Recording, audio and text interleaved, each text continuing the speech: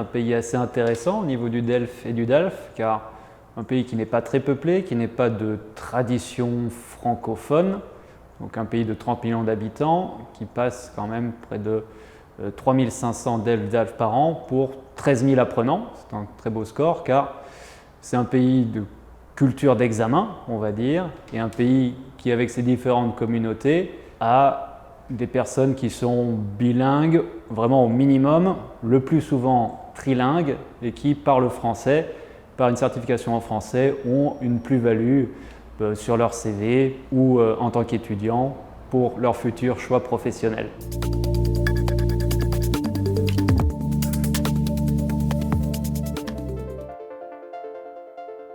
Le français est très populaire en Australie en ce moment.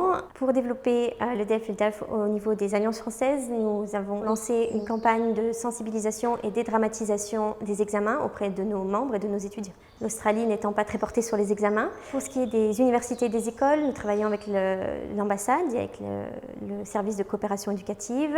Et notamment, nous voulons impliquer beaucoup plus les enseignants des sections bilingues et des écoles qui disposent du label France Éducation.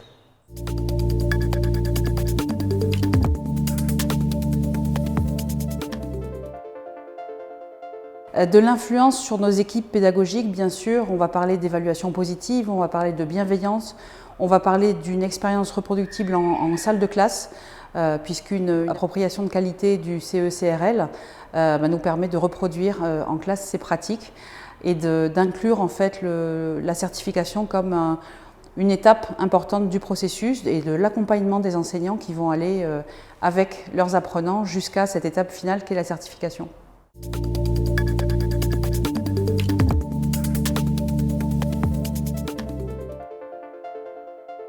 L'essentiel de nos certifications de langue française sont en direction d'un public estudiantin, surtout pour le TCF, qui leur permet d'accéder aux études en France. Donc c'est vraiment la certification numéro 1 en Algérie. Le DELF est plutôt passé par des professionnels ou des candidats ayant un projet d'immigration.